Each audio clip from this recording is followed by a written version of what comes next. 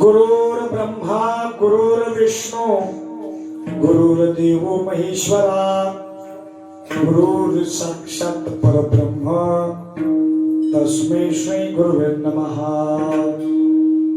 पंढरीच्या देवला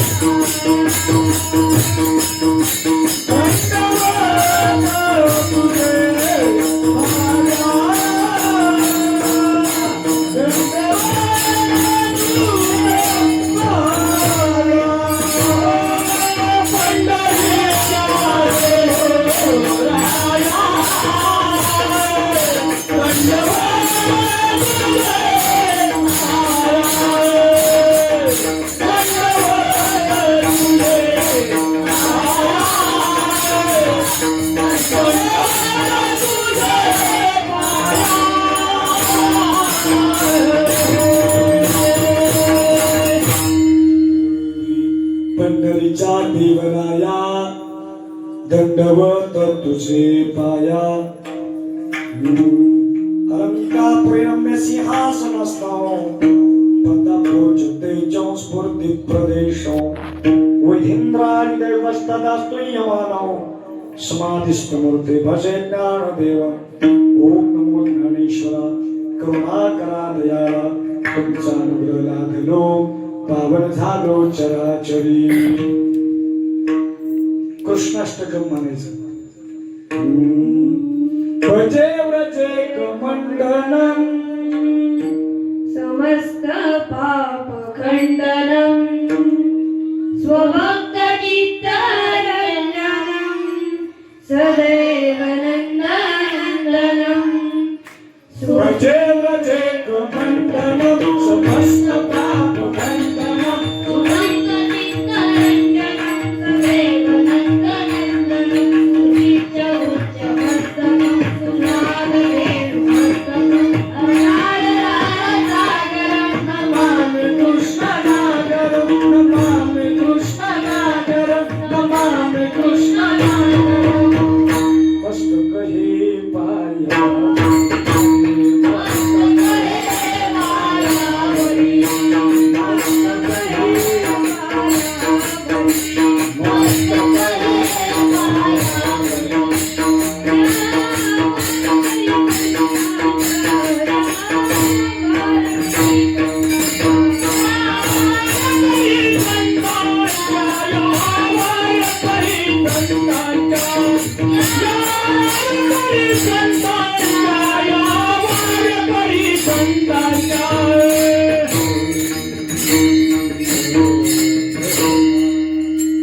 मस्तक हे पायावरी या वारकरी संताच्या.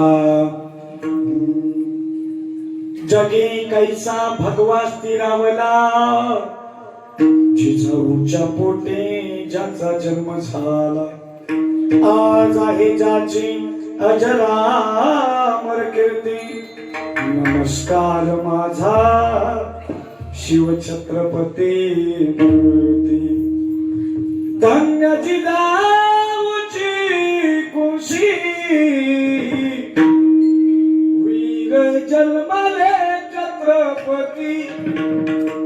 केले धर्माचे रक्षण नित्य संतांचे पूजन. देशासाठी देते प्राण भगवे लाविले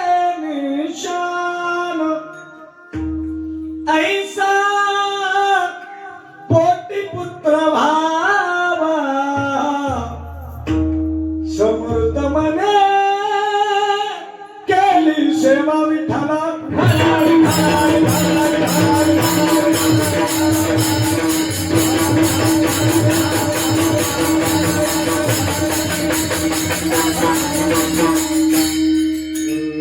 वा. हा असा जोश ठेवा. काय झाले जेवण झाले त्याच्यानंतरचे कीर्तने मरगड आली टाळ असा खायला वाजला पाहिजे असं ना चार वाजवणारे जीव तोडून माझा टाळ तसा जोश आला पाहिजे. तुम्ही काय आलातलं आताचा दुसरा दिवस आहे. सांगतो तुम्हासी भजारी विठ्ठला नाही तरी गेला जन्मवाया करता बरोबरी दुरावसी दुरी भवाची पुरी महावसी असो. प्रस्तुत चिंतना करता निवडलेला अभंग जगद्वंदनीय जगद्गुरु श्रीमंत श्री तुकाराम महाराज यांच्या मुखातून आलेला हा 3 चरणाचा अभंग आहे. प्रत्येकाच्या डोळ्यासमोर प्रश्न आहे की महाराज आजचा दुसरा दिवस असूनही तुम्ही अभंग असा का घेतला. कारण सगळी ज्ञानी मंडळी आहेत जाणकार मंडळी आहेत आणि तरीही मी तुम्हाला सांगेन की सेवेकरता हा निबंध अभंग का निवडला. इको कमी करा थोडा. तसं पाहायला गेलं तर हा नाम सप्ताह आहे का. हा सप्ताह आहे का. हा थोडासा गांभीर्याने विचार जर करायला गेलो शास्त्र जर बघायला गेलो तर याला सप्ताह म्हणता येणार नाही. ठीक आहे अखंड विना उभा आहे म्हणून जर त्याला आपण सप्ताह म्हणत असू तर मात्र एक लक्षात ठेवा परंपरागत चालत आलेला हा श्री भगवान किंवा गुरु परंपरेमधील प्रथम स्थानी असणारे गुरु आणि त्यांच्याच जयंती निमित्तानं चालत आलेला 7 दिवसीय कीर्तन महोत्सव. हे आपण काय करू शकतो म्हणू शकतो. काही म्हणतील महाराज तुझ्या मेंदूत परिणाम झाला का. तुम्ही असं कसं म्हणू शकता की म्हणू शकतो तर त्याचं कारण सांगताय का. दत्त जयंतीचं औचित्य साधून हा कीर्तन महोत्सव आहे. बरोबर की चुकीचं आहे. हा गुरु परंपरेने चालत आलेला हा नाम सप्ताह आहे म्हणून त्याला महोत्सव म्हणता येईल. एकादशीचं औचित्य साधून हा काय सप्ताह नाही आहे का. एकादशीचं औचित्य साधून दत्त जयंतीचा औचित्य साधून हा कीर्तन महोत्सव आहे. आणि मुळात प्रश्न असा आहे जर पहिला दिवस नामाचा झाला असेल तर पुढच्या 5 दिवसात तुम्ही काय पण करा. आता सगळे म्हणतील बुवा काय पण करायचं म्हणजे नेमकं काय करायचं. हा प्रश्नचिन्ह येते. तो प्रश्नचिन्ह एकदा क्लिअर करतो म्हणजे पुढे जातो. प्रश्नचिन्ह असं आहे की दुसऱ्या दिवशी भक्तीपर असावं, तिसऱ्या दिवशी अद्वैतपर असावं, चौथ्या दिवशी उपदेशपर असावं, 5व्या दिवशी विनंतीपर असावं, 6व्या दिवशी संतपर असावं, 7व्या दिवशी मग दत्त जयंतीच्या दिवशी काय असणार आहे मागणी पर का. हाच प्रश्न आहे म्हणून महोत्सव म्हटलं विठ्ठल.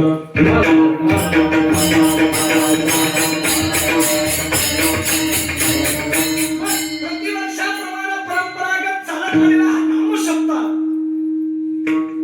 परमपूज्य आदरणीय गुरुवर्यांच्या कृपाशीर्वादाने चालत आलेला हा नामसप्ताह किंवा नामसप्ताह हा कीर्तन महोत्सव आणि महोत्सवाचा आजचा दुसरा दिवस आणि या दुसऱ्या दिवशीची सेवा मधुसार कल्पनेने बामणाकडे देण्यात आलेली आहे. मला वाटतं बरेच वर्ष मी ते आलोय. हा मागे 2 वेळाने आलो होतो काही वर्षापूर्वी. जेव्हा मी नवीन होतो तेव्हा मी आलो होतो.